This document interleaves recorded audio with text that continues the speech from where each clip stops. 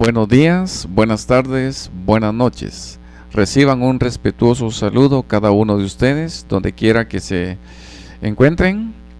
Les doy la más cordial bienvenida a nuestra reflexión para esta oportunidad, esperando que la misma sea de bendición para su vida. La reflexión para esta oportunidad se titula ¿Y tú, hijo de quién eres? La gran mayoría de las personas creen que todos somos hijos de Dios, porque así se ha enseñado durante muchos siglos. Es más, sería una gran ofensa para ellas decirles que no son hijos de Dios. Nosotros los cristianos evangélicos, ante las verdades escritas en la Biblia, no nos atrevemos a discutir las mismas. Solo nos limitamos a transmitir su contenido y será el Espíritu Santo quien se encargará de convencer a cada una de las personas. En esta oportunidad, a la luz de la Biblia, yo quiero compartir con cada uno de ustedes 3 verdades que encontramos en la misma.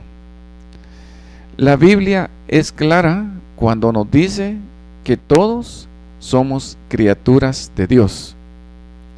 Esa es la primera verdad que yo quiero dejar en su mente y en su corazón. Por ejemplo, cuando Jesús dio la gran comisión en San Marcos 16:15, Él le dice a sus discípulos: id por todo el mundo y predicad el evangelio a toda criatura. Ahí está. La Biblia claramente enseña que todos somos criaturas de Dios, porque Dios fue el quien nos creó a cada uno de nosotros. La Biblia no dice vayan y prediquen el evangelio a todos mis hijos, sino a toda criatura. Entonces, esa es la primera gran verdad que enseña la Biblia, que todos somos criaturas de Dios. La segunda cosa que quiero que quede en su mente y en su corazón grabada es la siguiente. La Biblia también enseña claramente quiénes son los verdaderos hijos de Dios. Y para ello quiero citar unos versículos en el capítulo número 1 del Evangelio según San Juan. Versículos 11 al 13. En la versión Dios habla hoy, dicen así: vino a su propio mundo, y los suyos no lo recibieron, pero a quienes lo recibieron y creyeron en él, les concedió el privilegio de ser hechos hijos de Dios. Y son hijos de Dios, no por la naturaleza ni los deseos humanos, sino porque Dios los engendró. A la luz de estos versículos nos damos cuenta que la palabra de Dios es sumamente clara cuando dice que no todos somos hijos de Dios, sino que ese privilegio se lo ha concedido Dios solamente a aquellos que han recibido y creído en Jesús. Yo estoy convencido que no hay privilegio más grande para el ser humano que llamarse hijo de Dios. Pero esta potestad, este derecho, esta autoridad o este privilegio, como usted quiera llamarle, lo tienen única y exclusivamente aquellos que han recibido y creído en Jesús. Este privilegio lo tienen solamente aquellos que creen que Jesús es el Dios hombre, y también aquellos que creen que Jesús es el Redentor y Salvador de la humanidad, y también para aquellos que han recibido a Jesús como su Rey y su Señor. Ahora, ¿qué implica recibir a Jesús como Rey y Señor? Recibir a Jesús como Rey y Señor implica rendir nuestros deseos y nuestra voluntad a los deseos y a la voluntad de Dios. En otras palabras, significa que yo voy a renunciar a mis propios deseos, voy a renunciar a mi propia voluntad para satisfacer los deseos de Dios y para hacer la voluntad de Dios. Por eso es que es imposible creer que una persona diga que ha recibido a Jesús como su Salvador y sigue viviendo bajo sus propios deseos, bajo su propia voluntad. La Biblia claramente dice en 2 Corintios 5:17, de modo que si alguno está en Cristo, es una nueva criatura, es una nueva persona, con una nueva mente para conocer a Dios, con un nuevo corazón para amar a Dios y con una nueva voluntad para obedecer a Dios. Y luego dice el versículo que las cosas viejas pasaron, lo que era antes de conocer, de recibir a Cristo como su Salvador, ha quedado en el olvido. Y finaliza diciendo, he aquí todas son hechas nuevas. No dice que solo unas, sino que dice que todas son hechas nuevas. De manera pues, que recibir a Jesús como Rey y Señor implica renunciar a mi propia voluntad y a mis propios deseos para satisfacer los deseos de Dios y hacer la voluntad de Dios. Ahora, ¿qué implica creer? Porque la otra parte que dice el versículo 12 de Juan 1, a los que le recibieron y a los que creen en su nombre. Creer implica creerle a Dios, creer lo que Él nos ha transmitido y que quedó escrito en su palabra. El problema hoy en día de mucha gente es que dicen que creen en Dios, pero no le creen a Dios. Porque si le creyeran, entonces se obedecería lo que dice su palabra. La Biblia dice que aún los demonios creen en Dios y hasta tiemblan, pero eso no significa que por eso van a ser salvos. Entonces, repito, creer en Jesús implica creer lo que Él ha dejado escrito en su palabra y obedecerlo. De manera que recibir a Jesús y creer en Jesús no es una simple expresión de labios, más bien es una expresión de vida. Hay que demostrar en nuestra vida el señorío de Cristo, el gobierno de Cristo. En otras palabras, queremos decir que ser hijo de Dios implica reflejarlo a Él en nuestro estilo de vida. Entonces, esa es otra gran verdad que nos enseña la Biblia, que no todos somos hijos de Dios, sino solamente aquellos que reciben y creen en Jesús como su Señor y su Salvador. La tercera verdad que quiero dejar también en su mente y en su corazón es la siguiente. Quizá a algunos les va a sorprender, pero como lo que estamos acá compartiendo es Biblia, entonces usted no debe tener ni una sombra de duda que lo que le estamos diciendo es la verdad. La Biblia también dice que hay hijos del diablo. Yo sé que eso a muchos quizá los sorprende, pero la Biblia lo enseña y se lo voy a respaldar con pasajes bíblicos. Por ejemplo, en el capítulo número 13 del libro de los Hechos, encontramos a los primeros misioneros en un lugar que se llamaba Pafos, y allí el gobernador se llamaba Sergio Paulo, pero ahí también había un brujo, un mago o hechicero, como usted quiera llamarle.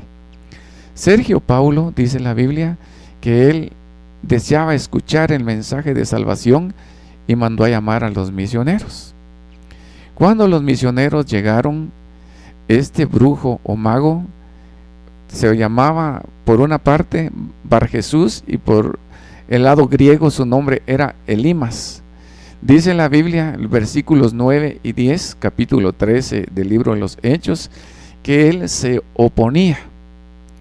Él no quería que el gobernador escuchara la palabra de Dios.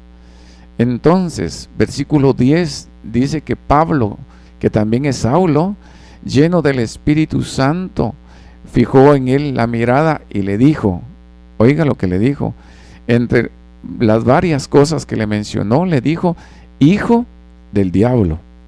O sea que a la luz de este versículo, toda aquella persona que opone oposición, que impide que otros quieran escuchar la palabra de Dios, a la luz de este versículo, se conoce como hijo del diablo. Así que tenga cuidado, si usted es uno de ellos, la Biblia dice que es hijo del diablo.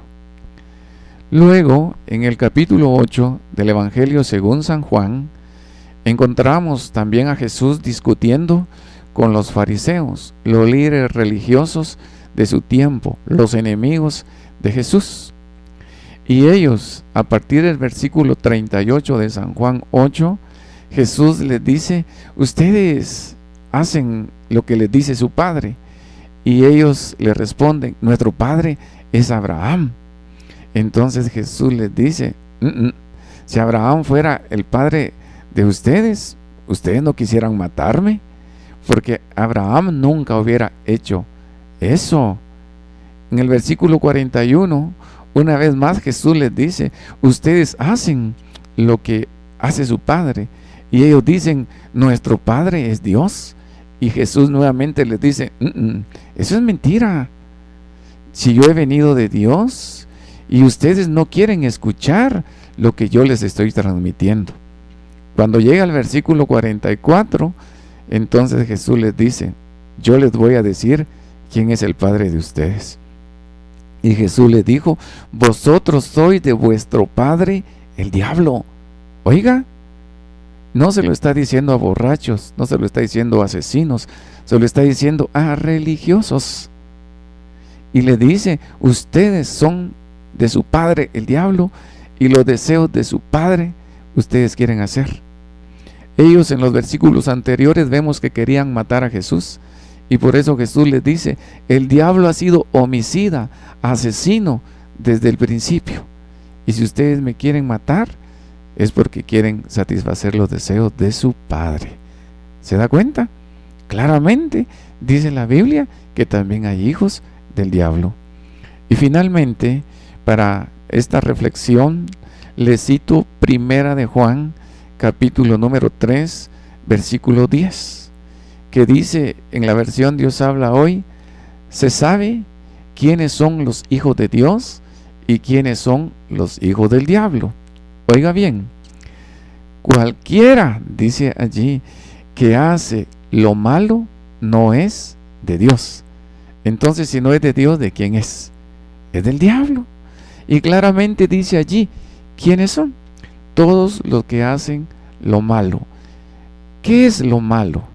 Quizás sea la pregunta de alguien.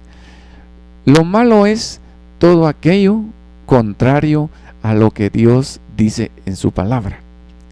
Puede ser desde algo que parezca tan piadoso hasta algo que también sea bastante detestable. Por ejemplo, hay muchos que son tan sinceros en estar cumpliendo con lo que le demanda su religión y a los ojos de las personas parece correcto, pero si es contrario a lo que dice Dios, es catalogado como malo. Por lo tanto, eso significa que no son hijos de Dios. Claramente dice la Biblia que todo aquel que hace lo malo no es de Dios, sino que es del diablo. Entonces, después de haber compartido con usted estos pasajes bíblicos, vuelvo a la pregunta del principio. ¿Y tú? ¿De quién eres hijo? Yo creo que ha sido clara la palabra de Dios. Si usted hasta hoy no ha recibido a Jesús como su Salvador, definitivamente no es hijo de Dios. Pero este día, en este momento que usted me está escuchando, usted puede llegar a ser hijo de Dios. Dios le está esperando con los brazos abiertos. ¿Qué tiene que hacer? Recibir a Jesús como su Salvador, creer lo que Él dice en su palabra. Finalizo haciendo una corta oración con usted. Si usted quiere ser hijo de Dios, repita conmigo esta oración y dígale así: Padre, en esta oportunidad te doy gracias por haber hablado a mi corazón. Reconozco que he vivido para hacer mi propia voluntad, para satisfacer mis propios deseos. Pero hoy me has hecho entender que el vivir de esa manera significa que no soy hijo tuyo, y por lo tanto me espera la condenación eterna. Yo quiero ser un verdadero hijo tuyo. Por eso en este momento yo recibo a Jesús como mi Rey, como mi Salvador, porque yo quiero ir a gozar contigo por toda la eternidad. Perdóname, Padre, y por favor límpiame todos mis pecados. Escribe mi nombre en el libro de la vida y ayúdame para que de aquí en adelante pueda vivir para la gloria de tu nombre. Gracias por haberme perdonado, gracias por haberme recibido. Amén. Que Dios bendiga a cada uno de ustedes y gracias por su atención a esta reflexión. Hasta la próxima.